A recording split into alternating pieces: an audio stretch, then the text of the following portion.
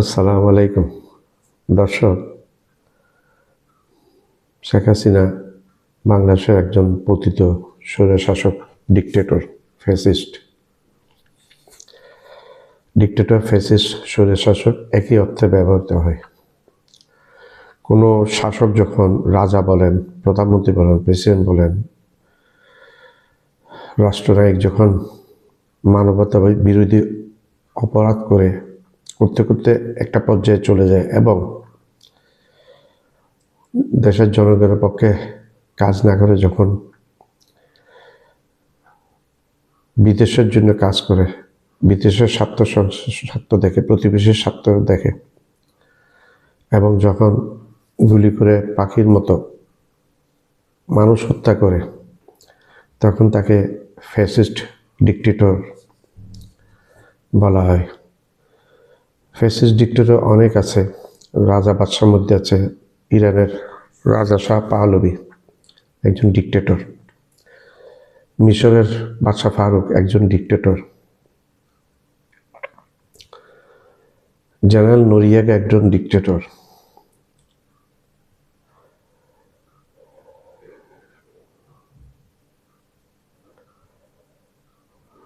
Marcos, ফিলিপাইনের Marcos একজন dictator. তারপর বাশার আল আসাদ, সিরিয়ার একজন ডিকটেটর। শ্রীলঙ্কার প্রেসিডেন্ট রাজাপাকসে একজন ডিকটেটর ছিলেন। নেপালের সাবেক প্রধানমন্ত্রী ওলি শাহ একজন ডিকটেটর। বাংলাদেশের জেনারেল হোসাইন মোহাম্মদ এরশাদ একজন ডিকটেটর। তদ্রূপ শেখ মুজিবুর রহমানও একজন ডিকটেটর ছিলেন। উনি গণতন্ত্র ধ্বংস করেছেন, বহুদলীয় গণতন্ত্র ধ্বংস করে বাকশাল নামে এক নায়কত্ব কায়েম করেছিলেন। 4টা সংবাদপত্র ব্যতীত সব নিউজ পেপার বন্ধ করে দিয়েছেন। প্রত্যেকটা রাজনৈতিক দল নিষিদ্ধ, ব্যান করে দিয়েছিলেন। একটা দলে উনি করেছেন বাকশাল। আপনাকে থাকতে হলে বাকশালে জয়েন করতে হবে। স্বৈরশাসকের জয়ী বাংলা স্বাধীন হওয়ার 3.5 বছর মাথায় ওনার এই কর্মকাণ্ডের কারণে রক্তক্ষয়ী এক সামরিক অভ্যুত্থানে পুরো পরিবার নিহত হয়। এই সময় তার পরিবারের 2টি মেয়ে, শেখ রেহানা এবং বড় মেয়ে শেখ হাসিনা, ডিকটেটর, বাংলাদেশের ফ্যাসিস্ট, এবং তার হাজব্যান্ড ডক্টর ওয়াজেদ ঘটনাক্রমে, ভাগ্যক্রমে জার্মানি ছিলেন, বিদা বেঁচে গেছেন। নাইলে এখানে থাকলে একই পরিণতি হতে, বর্ণানিক অবস্থানে তাদের আশ্রয় হতো। তার মা, ভাই,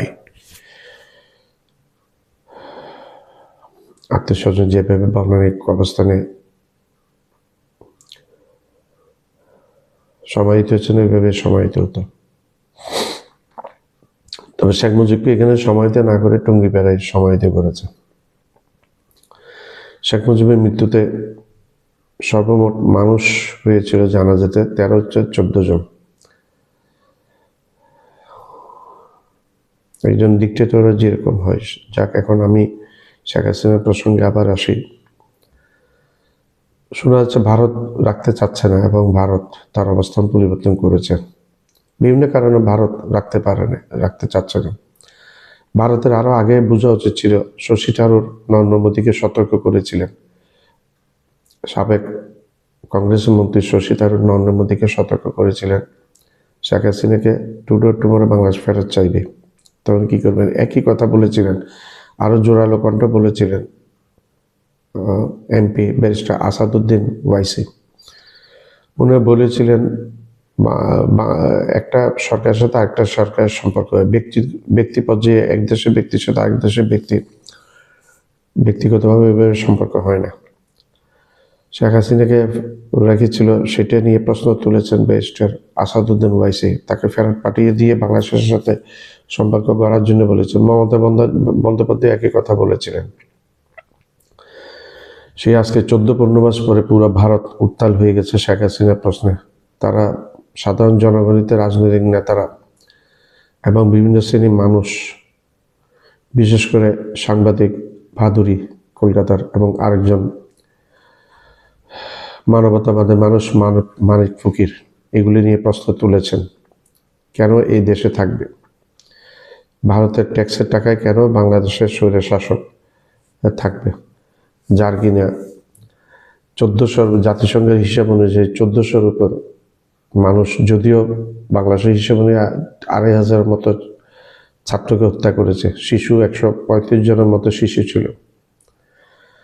তো ভারত এখন, মোদি এখন তার বোধগম্য হচ্ছে কিনা কে জানে, ফেরত পাঠাতে, এখানে ফেরত না দিলে এই যে আমাদের জাতীয় নিরাপত্তা উপদেষ্টা ডক্টর খলিলুর রহমান গত কয়েকদিন আগে ভারতে গিয়ে ভারতের জাতীয় নিরাপত্তা উপদেষ্টা অজিত দোভালের সাথে 1 ঘন্টা ক্লোজ ডোর মিটিং করেছেন এবং অজিত দোভালকে বাংলাদেশে আসার আমন্ত্রণ জানিয়েছেন। ডক্টর খলিলুর রহমান স্পষ্টভাবে বলেছেন যে বাংলাদেশের অভ্যন্তরীণ বিষয়ে কোনো একটা দেশের হস্তক্ষেপ এটা বাংলাদেশের কাম্য না, সেটা ভারতকে ইনডিরেক্টলি বুঝিয়ে দিয়েছে। বাংলাদেশের অভ্যন্তরীণ বিষয়ে ভারতের হস্তক্ষেপ এটা কোনো ক্রমে কাম্য না। এখন প্রশ্ন উঠতে পারে, ভারত হাসিনাকে নাকি বাংলাদেশে ফেরত দিবে না বলছে, তার পরিবর্তে আসাদুদ্দিন, সাবেক স্বরাষ্ট্রমন্ত্রী আসাদুজ্জামান কামাল এবং ওবায়দুল কাদের এদেরকে ফেরত দিবে। যাই হোক, আমরা চাই যদি তাদেরকে ফেরত দেয়, সাবেক স্বরাষ্ট্রমন্ত্রী আসাদুজ্জামান কামালকে দিয়ে ভারত থেকে এই সমস্ত খুনিদেরকে বন্দি বিনিময় চুক্তির আওতায় বাংলাদেশে ফেরত পাঠানোর প্রক্রিয়াটা শুরু হোক, সেটা বাংলাদেশের মানুষ কামনা করে, বাংলার মানুষ সেটা কামনা করে।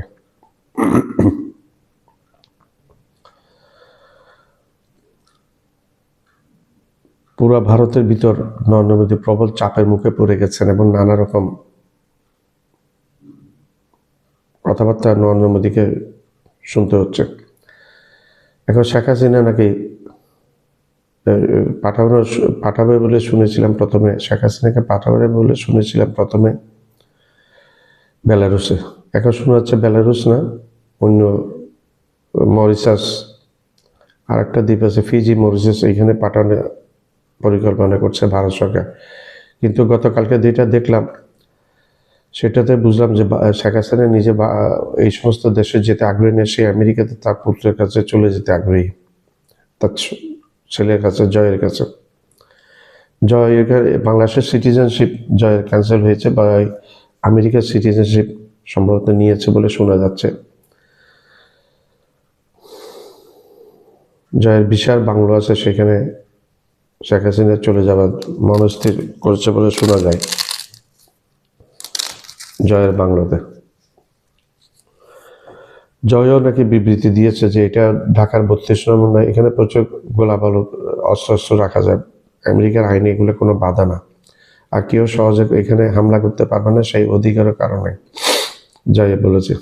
এগুলি নাকি আমাদের বাংলাদেশের প্রধানমন্ত্রীর সন্তান, যারা নিজের দেশ থেকে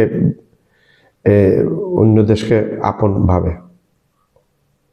শেখ হাসিনা ক্ষমতায় থাকতে বলেছিল, সব প্রায় বলতেন, তারকে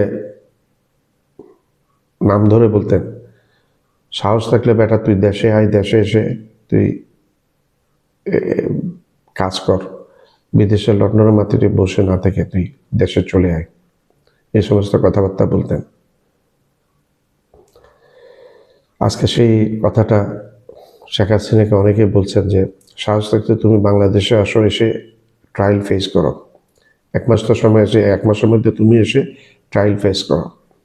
শেখ হাসিনা ভুলে আসবে না, কারণ সে খুনি, জানে সে অপরাধী।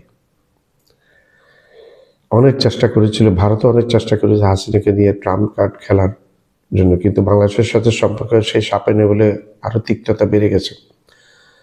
ভারত যতই শেখ হাসিনাকে আশ্রয় প্রশ্রয় দিবে, যতই বেশি সুযোগ সুবিধা করে দিবে আওয়ামী লীগ এমপি মন্ত্রীদেরকে ওখানে থেকে বিবৃতি দেওয়ার, শেখ হাসিনা বিবৃতি দেওয়ার, ততই বাংলাদেশের মানুষ ভারতের বিপক্ষে চলে যাবে। বাকি যে কয়েকজন আছে তারাও বিপক্ষে চলে যাবে। কেউ পছন্দ করছে না ভারতের এই সমস্ত কর্মকাণ্ড। এখন সে আমেরিকায় চলে যেতে চাচ্ছে, আমেরিকা তাকে নিলে না। কারণ সে যখন গত 14-15 মাস আগে, যখন গত বছর 24-এ 5 আগস্ট যখন পতন হলো 2024 সালে, তখন বিশ্বের কোনো দেশে নিয়ে যায় নাই, তাকে আশ্রয় দেয়নি, কোনো একটা দেশ তাকে আশ্রয় দেয়নি। এমনকি মধ্যপ্রাচ্যের রাজাশাসিত দেশগুলো আশ্রয় দেয়নি। যে রাশিয়া থেকে হাসিনা পারমাণবিক চুল্লি কেনার, রূপপুর পারমাণবিক চুল্লি কেনার চুক্তি করেছে, লক্ষ লক্ষ টাকার দুর্নীতি, হাজার হাজার কোটি টাকা দুর্নীতি হয়েছে শেখ টিউলিপ সিদ্দিকির মাধ্যমে।